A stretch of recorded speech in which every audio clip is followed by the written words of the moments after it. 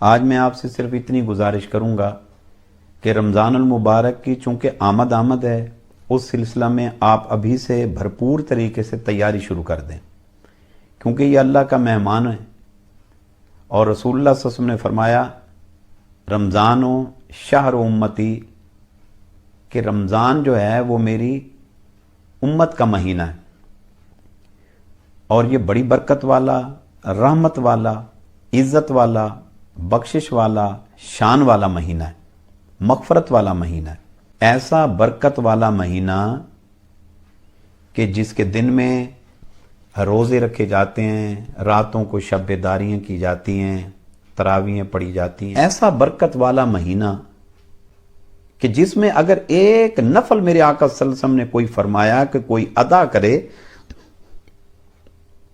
نفل کے بدلے میں رب کریم خوش ہو کر اس کو مقبول فرض کا ثواب عطا فرماتا ہے، اور فرمایا جو کوئی ایک فرض ادا کرے ماہ رمضان کے اندر تو اللہ تبارک تعالی اس کو 70 مقبول فرضوں کا ثواب عطا فرماتا ہے۔ سبحان اللہ۔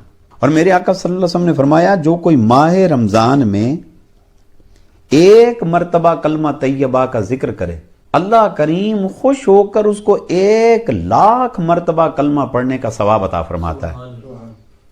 اور میرے حبیب صلی اللہ علیہ وسلم نے فرمایا جو کوئی ماہ رمضان میں ایک مرتبہ کہہ دے سبحان اللہ تو اللہ کریم خوش ہو کر اس کو 1,00,000 مرتبہ سبحان اللہ پڑھنے کا ثواب عطا فرما دیتا ہے۔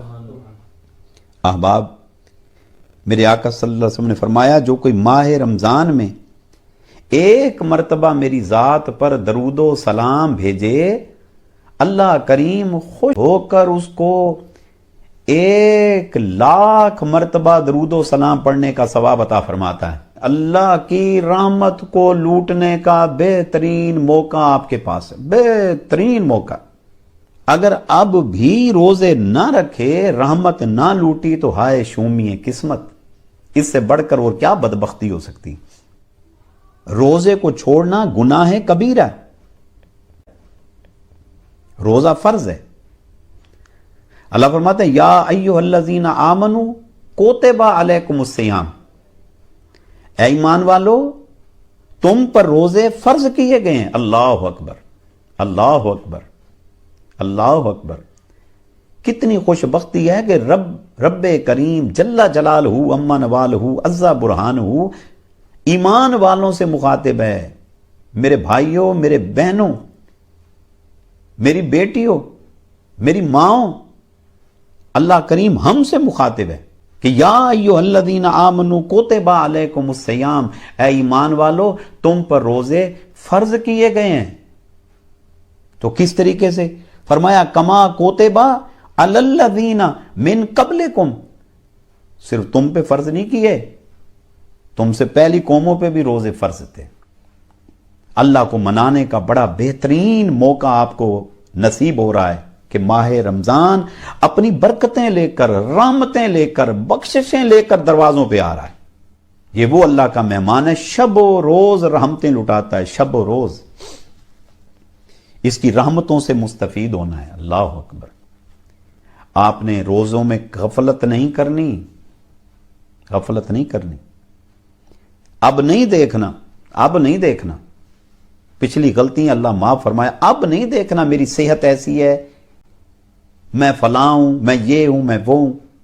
آپ نے باقاعدگی کے ساتھ سحری کرنی ہے، بہانے بنی کرنے، کیونکہ رسول اللہ صلی اللہ علیہ وسلم نے فرمایا کہ سحری کے ہر لقمے کے بدلے میں اللہ کریم 60 سال کی عبادت کا ثواب عطا فرماتا ہے۔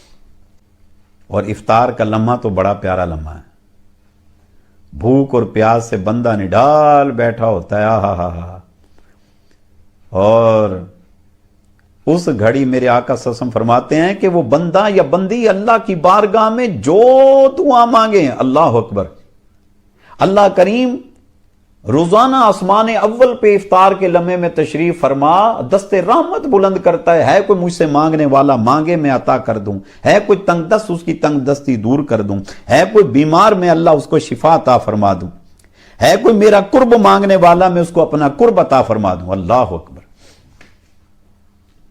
تو فرمایا افطار کے لمحے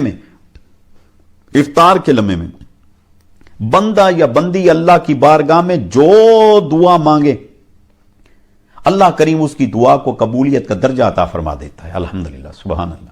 تو احباب، میں آپ سے گزارش کروں گا کہ آپ نے روزے پابندی سے رکھنے، اور میں آپ سے یہ بھی گزارش کروں گا کہ ماہ رمضان میں صدقات، خیرات، زکوٰۃ جو ہے وہ آپ بڑھا دیں، زیادہ سے زیادہ خرچ کریں اللہ کے نام پہ.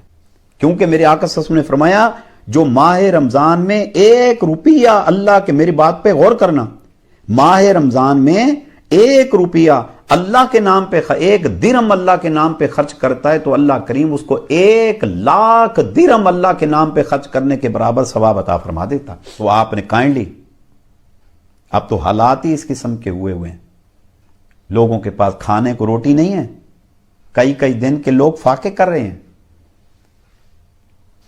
لوگوں کو سحری کا انتظام کر کے دیں، لوگوں کو افطار کا انتظام کر کے دیں، کائنڈلی ان کو راشن پہنچائیں، کائنڈلی ان کی ہیلپ کریں.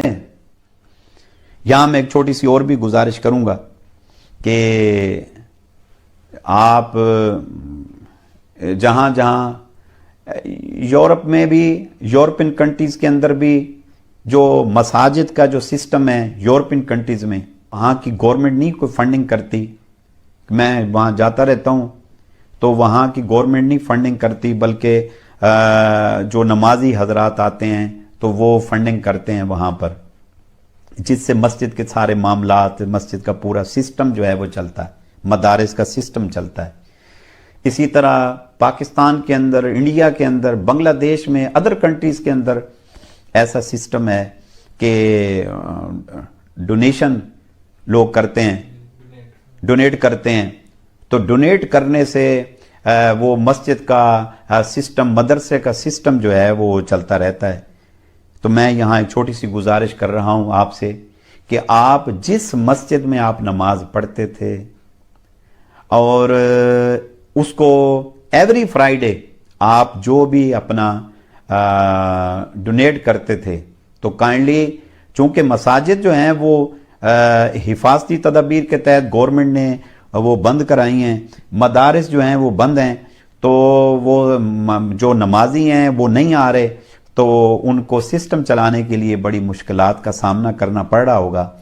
میں آپ سے گزارش کروں گا کہ آپ جس مسجد سے آپ منسلک ہیں، وہاں نماز پڑھتے ہیں، تو ضرور اپنی پوزیشن، اپنی حیثیت کے مطابق، اپنی جیب کے مطابق ضرور بضرور ڈونیٹ کریں، تاکہ مسجد کا، مدرسے کا، ان کا سسٹم جو ہے وہ بالآسن طریقے سے چلتا رہے.